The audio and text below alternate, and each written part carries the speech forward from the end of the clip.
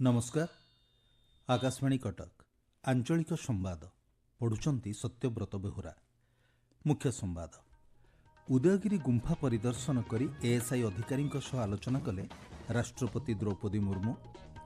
सरकारी जमी दखलकारी हटाइबाकू जिलापाल मानक निर्देश देले मुख्यमंत्री मोहन चरण माझी। नीट यूजी प्रवेशिका परीक्षा संक्रांत समस्त आवेदनर आज शुणाणी करिवे सुप्रीमकोर्ट। तालध्वज एवं दर्पदलन रथ पहुंचला श्रीगुंडीचा मंदिर रे एवं राज्यर 2 ओलंपिक्स प्रतियोगी प्रोत्साहन राशि घोषणा कले राज्य सरकार। 4 दिनिया ओडिशा गस्तरे आसिथिबा राष्ट्रपति द्रौपदी मुर्मू आज ऐतिहासिक उदयगिरी गुंफा परिदर्शन करिसेंति। परिदर्शन समय राष्ट्रपति प्रत्नतात्विक सर्वेक्षण संस्था एएसआई अधिकारी मानक सह आलोचना करथिले। राष्ट्रपति आज Bibhuti Kanungo college of art and crafts एवं उत्कल संस्कृति विश्वविद्यालय परिदर्शन करी छात्र छात्री मानक सह भाव विनिमय करिवे। परे राष्ट्रपति श्रीमती मुर्मू भुवनेश्वर निकट हरिडामदाठारे ब्रह्मकुमारी डिवाइन रिट्रीट केन्द्र उद्घाटन करिवार कार्यक्रम रहिछि। एथिरे राष्ट्रपति लाइफस्टाइल फॉर सस्टेनेबिलिटी अभियान शुभारंभ करिवे। राष्ट्रपति द्रौपदी मुर्मू कहिसंति पृथ्वी रे एपरि अनेक स्थान रहिछि जहाँ संस्पर्शरे आसिले जीवनर वास्तव अर्थ बुझी हुए।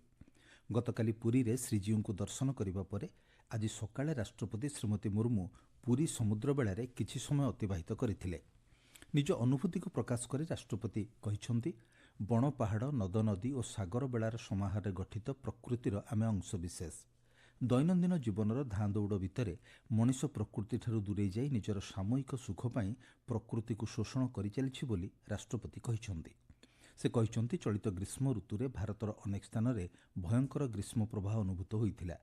विगत किछि वर्ष हेबो पृथ्वी रे पाणीपाग जनित घटना सबु चरम स्तर रे पहुंचिछि एवं एसबु घटना अधिकरु अधिक घटिबारे लागिछि। राष्ट्रपति कहिसंति परिवेश सुरक्षा और संरक्षण जनित आह्वानगुड़िकर मुकाबिला पाई सरकार आंतर्जातिक संगठन एवं नागरिक माने उद्यम करने आवश्यक। एक सुरक्षित भविष्यत पाई व्यक्तिगत भाव में समस्ते यथासाध्य उद्यम करने राष्ट्रपति आह्वान देइछंति। राज्य में सरकारी जमीरू बेआईन दखल हटाइबाकू मुख्यमंत्री मोहन चरण माझी समस्त जिलापाल मानकू निर्देश देइछंति। सूचना अनुसार उभय ग्रामांचल एवं सहरांचल में बेआईन भाव सरकारी जमी दखल करुथिले ताहा तुरंत दखलमुक्त करने लगी निर्देश दिया जाइछि। मुख्यमंत्री कहिसंति सरकारी जमीगुड़िक विकास एवं जनकल्याण कार्य निमंते व्यवहार हेबा पई उद्दिष्ट। जबरदखल जोगु विकास कार्य बाधाप्राप्त हेउथिबारु एहाकु हटाइबाकू मुख्यमंत्री कहिसंति। जबरदखल हटिबा परे सरकारी जमी चारिपटे बाड़ दियाजिबा सह साइन बोर्ड लगाइबा पई मध्य मुख्यमंत्री निर्देश देइछंति। सर्वोच्च न्यायालय आज नीट यूजी प्रवेशिका परीक्षा अनियमितता नहीं होइथिबा आवेदन गुड़िकर एकत्र शुणाणी करिवे। एथिरे पुनर्बार नीट यूजी प्रवेशिका परीक्षा कराइबा लागि होइथिबा आवेदनर शुणाणी हेबो। प्रधान विचारपति justice D Y. Chandrachud, justice J B. Pardiwala एवं जस्टिस मनोज मिश्रा को नहीं गठित खंडपीठ ए संपर्कित समस्त 38 जाक आवेदनर शुणाणी करिवे। पूर्वर केंद्र सरकार एवं जातीय परीक्षण संस्था एनटीए पक्षरु सुप्रीम कोर्ट रे सत्यपाठ जरिया पुनर्बार नीट परीक्षा कराइबार आवश्यकता नथिबा जणाई सारिछंती। सत्यपाठरे केंद्र सरकार कहिसंती पुनर्बार परीक्षा हेले एहा लक्ष लक्ष छात्र छात्री जीवन उपरे प्रतिकूल प्रभाव पकाइबो। राज्य में थिबा सरकारी एवं बेसरकारी इंजीनियरिंग महाविद्यालय और घरोई विश्वविद्यालय रे वैषयिक पाठ्यक्रम रे नाम लेखाइबा पई ओजेईई काउंसेलिंग आरंभ होईछि। छात्र छात्री माने ओडिशा जुग्म प्रवेशिका परीक्षा वेबसाइट रे लॉगिन करी पंजीकरण करबा सह काउंसेलिंग संपर्कित विस्तृत तथ्य पाई परिबे। विभिन्न पाठ्यक्रम पई अगस्त 17 पर्यंत 3टी पर्याय रे नाम लेखा हेबो बोली ओजेईई पक्षरु कुआ जाईछि। केंद्र शिक्षा मंत्री धर्मेंद्र प्रधान आज पुरी रे जगत गुरु रामानंदाचार्य श्री स्वामी रामभद्राचार्य को साक्षात करिसेंति। एक सामाजिक गणमाध्यम पोस्ट रे मंत्री श्री प्रधान कहिसेंति स्वामी रामभद्राचार्य जने आध्यात्मिक गुरु और समाज संस्कारक। तांकर मार्गदर्शन आम समाज पई सर्वदा पाथेय हेउ बोली मंत्री श्री प्रधान कहिसेंति। आपण माने आंचलिक संवाद सुनुछंती आकाशवाणी कटक केन्द्ररू। अब आएगा देश में न्याय का नया दौर, दंड नहीं अब न्याय पर होगा सबका जोर। विकसित भारत का ये है नया अध्याय, सबसे समान व्यवहार, मिलेगा सबको न्याय। सरल है, सुलभ है पारदर्शी, तकनीकी युक्त है और है स्वदेशी। इसमें है महिलाओं बुजुर्गों का सम्मान, शामिल है इसमें जन जन की आन। साथ इसके चलने का देश पर चढ़ा जुनून, ये है आजाद भारत के अपने कानून। पुरी श्रीक्षेत्र श्रीजीउंकर रथटଣା ଆଜି ସକାଳୁ ପୁଣି ଥରେ ଆରମ୍ଭ ହୋଇଥିଲା। ବଡ଼ ଠାକୁରଙ୍କର ତାଳଧ୍ୱଜ ରଥ ଏବଂ ଦେବୀ ସୁଭଦ୍ରାଙ୍କ ଦେବଦଳନ ରଥ ଗୁଣ୍ଡିଚା ମନ୍ଦିରରେ ପହଞ୍ଚି ସାରିଛି। ଶ୍ରଦ୍ଧାଳୁମାନେ ମହାପ୍ରଭୁ ଜଗନ୍ନାଥଙ୍କ ନନ୍ଦିଘୋଷ ରଥକୁ ଟାଣି ଟାଣି ଗୁଣ୍ଡିଚା ମନ୍ଦିର ଆଡ଼କୁ ନେଉଛନ୍ତି। ଗୁଳୁଗୁଳି ଏବଂ ଖରାପାଗ ସତ୍ତ୍ୱେ ଶ୍ରଦ୍ଧାଳୁଙ୍କର ଭିଡ଼ ପରିଲକ୍ଷିତ ହୋଇଛି। ଏ ସମ୍ପର୍କରେ ଆମ ପୁରୀ ସମ୍ବାଦଦାତା ସୌମିତ୍ର ହରିଚନ୍ଦନ କହନ୍ତି।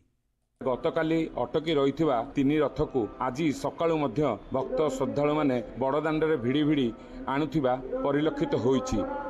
ଯେଉଁଭଳି ଭାବରେ ଉତ୍ସାହ ଓ ଉଦ୍ଦୀପନା ଭକ୍ତମାନଙ୍କ ମଧ୍ୟରେ ଆଜି ଦେଖିବାକୁ ମିଳିଛି, ତାହା ନିହାତି ଚିତ୍ତାକର୍ଷକ ବୋଲି ବିବେଚନା କରିବା। ବଡ଼ଦାଣ୍ଡରେ ତିନି ରଥକୁ ଭିଡ଼ୁଥିବାର ଦୃଶ୍ୟ ଅତ୍ୟନ୍ତ ଆକର୍ଷଣୀୟ ଏବଂ ଭକ୍ତମାନଙ୍କ ମଧ୍ୟରେ ସେ ଯେଉଁ ଭାବାବେଗ ରହିଅଛି, ସେ ଭାବାବେଗ ମଧ୍ୟରେ ମହାପ୍ରଭୁଙ୍କ ରଥକୁ ଟାଣିବା ଏକ ନିଆରା ବୋଲି ବିବେଚନା କରାଯାଇପାରେ। ତେବେ ଆଜି ତିନି ରଥ ଗୁଣ୍ଡିଚା ମନ୍ଦିର ସମ୍ମୁଖରେ ଲାଗିବା ପରେ ରଥ ଉପରେ ଅନ୍ୟାନ୍ୟ ଦୈନନ୍ଦିନ ନୀତି ଅନୁଷ୍ଠିତ ହେବ ଏବଂ ଆସନ୍ତାକାଲି ମହାପ୍ରଭୁଙ୍କର ଆଡ଼ପ ମଣ୍ଡପକୁ ବିଜେ କରିବା ନେଇ ଶ୍ରୀମନ୍ଦିର ପ୍ରଶାସନ ପକ୍ଷରୁ ସ୍ଥିରୀକୃତ କରାଯାଇଅଛି।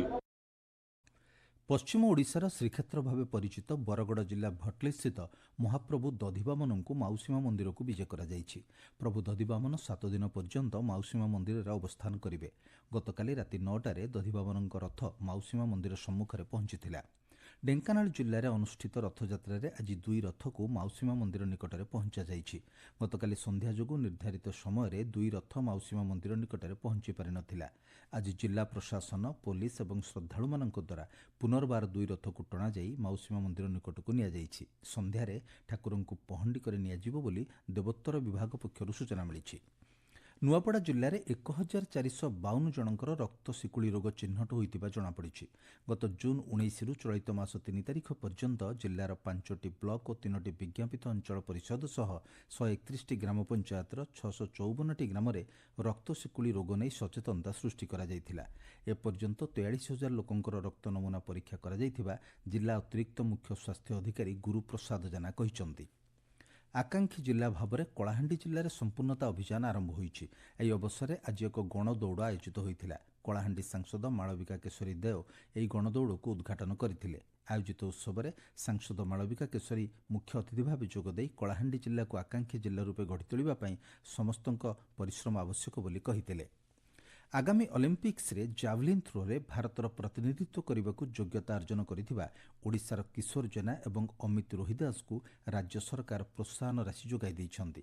ମୁଖ୍ୟମନ୍ତ୍ରୀ ମୋହନ ଚରଣ ମାଝୀ ଉଭୟଙ୍କ ପାଇଁ 15 ଲକ୍ଷ ଟଙ୍କାର ପ୍ରୋତ୍ସାହନ ରାଶି ଘୋଷଣା କରିଛନ୍ତି। ମୁଖ୍ୟମନ୍ତ୍ରୀ କହିଛନ୍ତି, ପ୍ୟାରିସ୍ ଅଲିମ୍ପିକ୍ସରେ ଅଂଶଗ୍ରହଣ କରିବା ପାଇଁ ଯୋଗ୍ୟତା ଅର୍ଜନ କରିଥିବା ଉଭୟ ଖେଳାଳି ନିଜର ଜନ୍ମମାଟି ସମେତ ଓଡ଼ିଶାକୁ ଗୌରବାନ୍ୱିତ କରିଛନ୍ତି। ସେମାନଙ୍କର ଅଦମ୍ୟ ଇଚ୍ଛାଶକ୍ତି, କଠିନ ପରିଶ୍ରମ, ନିଷ୍ଠା ଏବଂ ଅଧ୍ୟବସାୟ ରାଜ୍ୟର ଯୁବ ପ୍ରତିଭାମାନଙ୍କୁ ପ୍ରେରଣା ଯୋଗାଇବ ବୋଲି ମୁଖ୍ୟମନ୍ତ୍ରୀ ଶ୍ରୀ ମାଝୀ କହିଛନ୍ତି।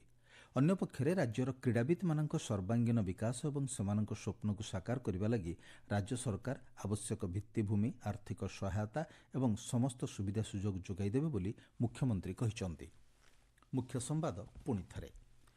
ଉଦୟଗିରି ଗୁମ୍ଫା ପରିଦର୍ଶନ କରି ଏଏସ୍ଆଇ ଅଧିକାରୀଙ୍କ ସହ ଆଲୋଚନା କଲେ ରାଷ୍ଟ୍ରପତି ଦ୍ରୌପଦୀ ମୁର୍ମୁ।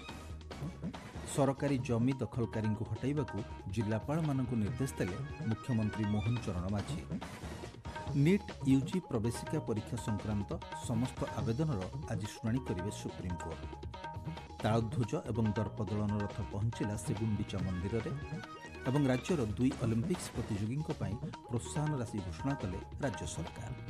ଆଞ୍ଚଳିକ ସମ୍ବାଦ ବର୍ତ୍ତମାନ ପାଇଁ ଏତିକି। ପରବର୍ତ୍ତୀ ଆଞ୍ଚଳିକ ସମ୍ବାଦ ଶୁଣିପାରିବେ ସନ୍ଧ୍ୟା 6:45